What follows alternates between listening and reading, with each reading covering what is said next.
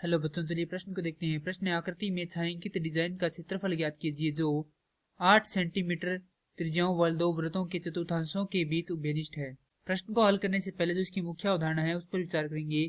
तो इस प्रश्न के लिए जो मुख्य अवधारणा है वह हो जाएगी वृत्त का चतुर्थांश। अर्थात हम यहाँ पर यह देखेंगे वृत्त का चतुर्थांश क्या होता है। वृत्त का क्षेत्रफल का 1/4 भाग वृत्त का चतुर्थांश कहलाता है। अर्थात ये यदि कोई वृत्त है तो इसके कितने चतुर्थांश होंगे? 4 होंगे, क्योंकि 1/4 भाग क्या कहलाता है? हमारा चतुर्थांश कहलाता है। तो यह जो आकृति है वह क्या कहलाएगी? एक चतुर्थांश कहलाएगी।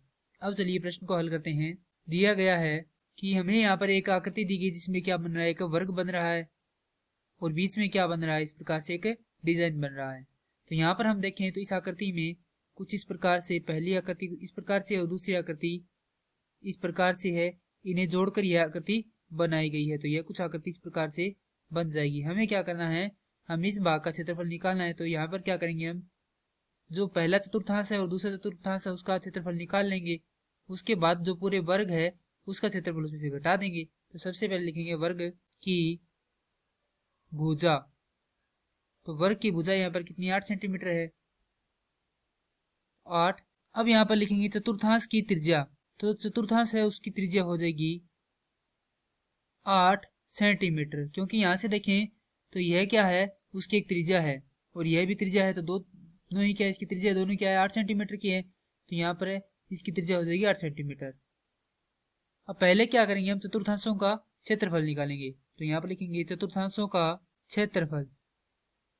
तो यहाँ पर हम देखें तो दो चतुर्थांश है, तो यहाँ पर लिखेंगे 2 गुणा, सूत्र होता है थीटा बटा 360 गुणा पाई आर का वर्ग। तो यहाँ पर इसका मान रखेंगे तो 2 गुणा थीटा का मान हमारे पास कितना है? 90 डिग्री है। तो 90 बटा 360 गुणा पाई का मान होता है 22/7 गुणा आर का मान हमारे पास 8 है। तो 8 का वर्ग अर्थात 8 गुणा 8। तो यहाँ से ये कितनी बार कटेगा?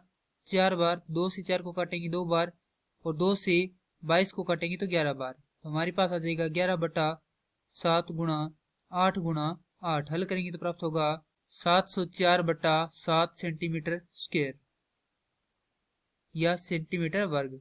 अब हम निकालेंगे वर्ग का क्षेत्रफल। तो वर्ग का क्षेत्रफल होता है भुजा का वर्ग। भुजा है यहाँ पर 8, तो 8 का वर्ग करेंगे तो होगा 64। अब निकालेंगे डिजाइन का क्षेत्रफल। तो डिजाइन का क्षेत्रफल क्या होगा?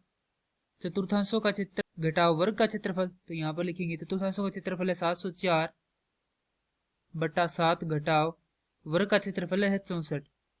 हल करेंगे तो प्राप्त होगा 704, लघुत्तम आएगा 7 घटाव